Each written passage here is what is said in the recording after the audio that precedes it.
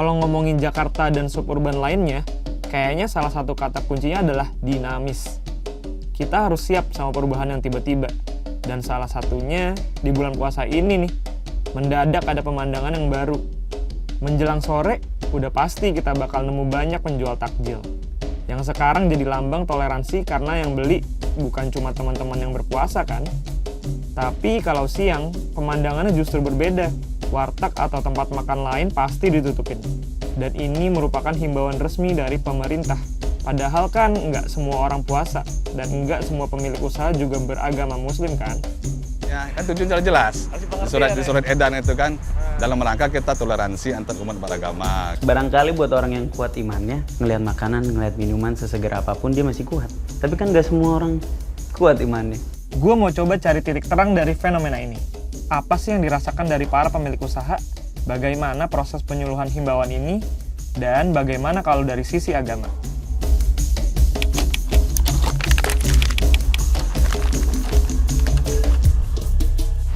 Nah, sekarang gue lagi ada di salah satu tempat usaha di Jakarta yang dimana mereka memberlakukan pemasangan korden di tempat makannya. Ini yang bikin gue penasaran sih sebenarnya, kenapa harus ada pemasangan korden di setiap bulan Ramadan. Padahal gue pikir selama ini dengan menahan nafsu aja udah cukup. Mendingan daripada kita ngadi-ngadi, kita langsung ngobrol-ngobrol sama salah satu pengelola warteg ini. Yuk, kita langsung tanya-tanya aja. Halo, Mbak Hikmah, apa kabar? Alhamdulillah. Makasih loh Mbak, udah dikasih kesempatan boleh ngobrol-ngobrol sama Mbak Hikmah.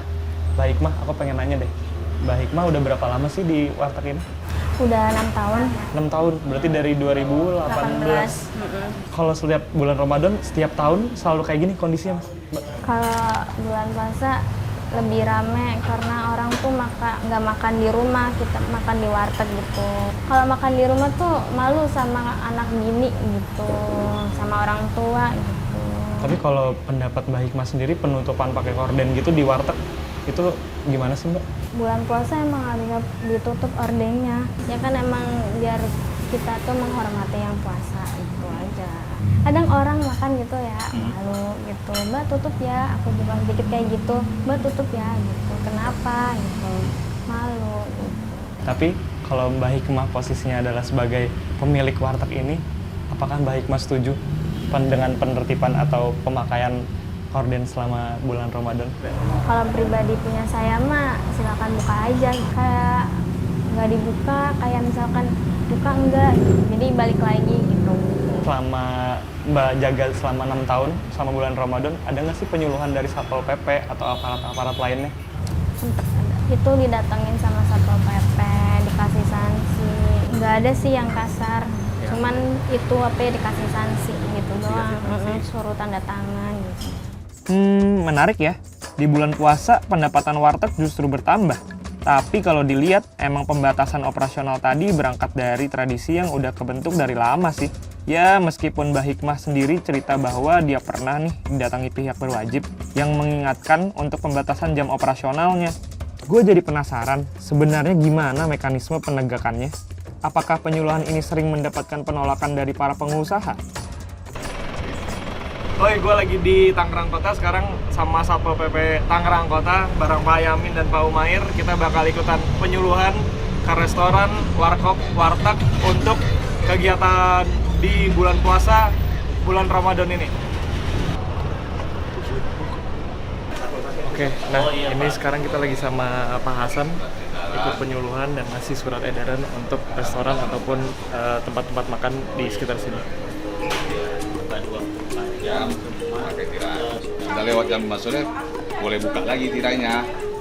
Oke, kita nggak bisa lama-lama, tapi mereka lapar semua nih. Ya. Jalan gitu ya, Ji.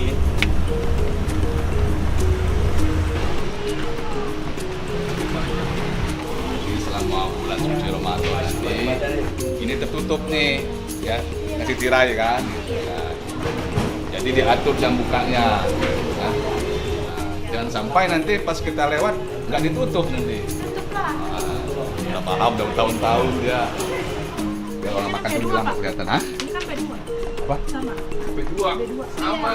Sama aja ya? Sama aja. Semua rumah makan, restoran, orang makan di dalam kita kelihatan. Ya, gitu. oke. Nanti bilangin sama bos. bosan ya. Nanti kami monitor lagi nanti dalam bulan puasa nanti, ikutin nggak aturannya kan gitu ya. Nah, mau B2 atau B3, B4 sama aja.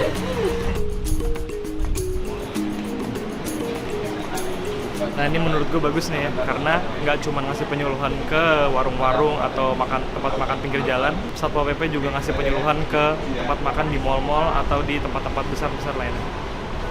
Oh iya Pak, yang kita penasaran, penyuluhan kayak gini tuh emang rutin dilakukan? Bulan Ramadan ini kita mendatangi rumah-rumah makan gitu kan, tempat-tempat hiburan gitu. Kita menyampaikan surat edaran dari wali kota tentang jam pengaturan buka rumah makan. Kalau untuk restoran itu kan tidak dibatasi waktu atau rumah makan, cuman mereka harus pakai tirai tertutup. Pakai tirai itu ya Pak ya? Ya alhamdulillah selama ini ya masyarakat pengusaha itu pada ngikut semua gitu kan gitu ya.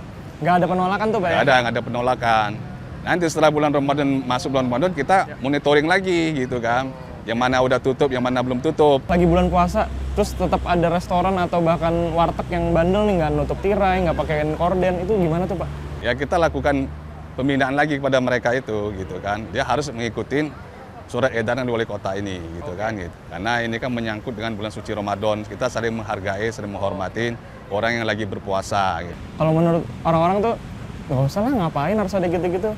Menurut Pak Hasan tuh gimana Ya tuh? yang begitu-gitu, yang punya pendapat itu kita kasih pengertian dia, kita kasih tahu apa sih tujuannya. Kita kan tidak memberatkan, pertemuan wali kota tidak memberatkan untuk itu, cuma memasang tirai aja gitu kan gitu. Bukan menutup usahanya, bukan. Kan tujuannya jelas.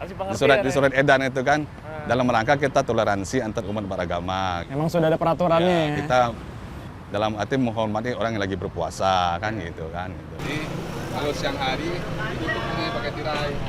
Dari semua yang udah disamperin, kasih penyuluhan, ternyata semuanya nggak ada penolakan, nggak ada perlawanan dari pemilik-pemilik warung dan kooperatif terhadap Satpol PP Tangerang Kota.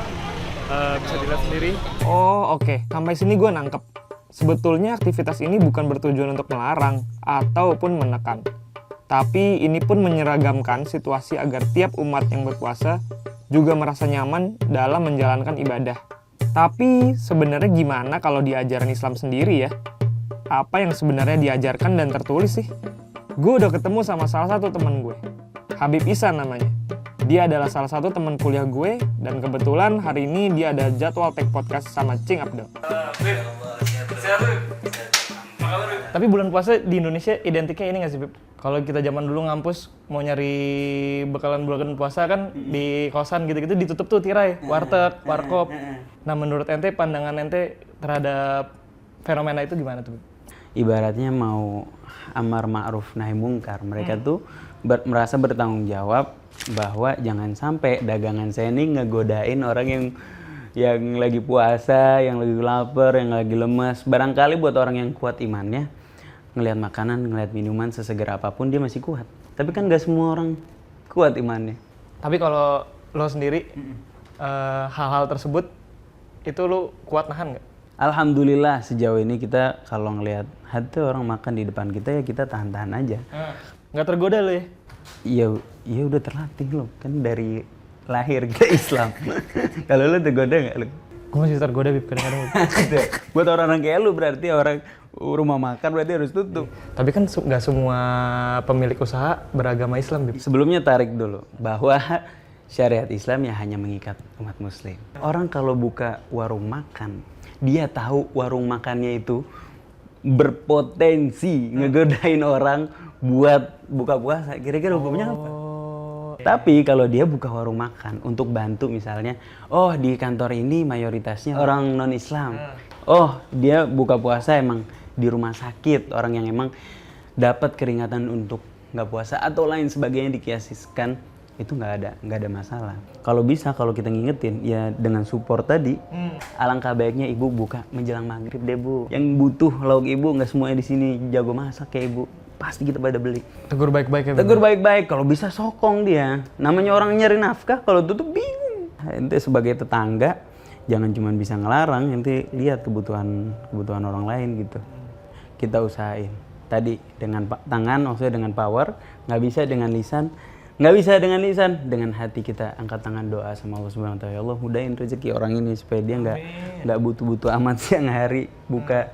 Tapi Bib, kalau semua wartegnya butuh dibantuin, repot juga Bib. Nah, ketemu nih titik terang di balik pembatasan tempat-tempat makan selama puasa. Yang selama ini dilakukan kan tujuannya baik, untuk kenyamanan bersama, toh nggak ada faktor pemaksaan, bahkan nggak ada kekerasan di dalamnya. Dan kata Habib Isa, tugas kita sebagai umat muslim mengingatkan juga kok. Tapi poin pentingnya adalah cara mengingatkannya bukan dengan emosi, bukan dengan huru-hara, razia, tapi dengan support penuh. Meskipun dinamis, penuh perubahan, tapi tetap pada akhirnya semuanya akan seimbang kok.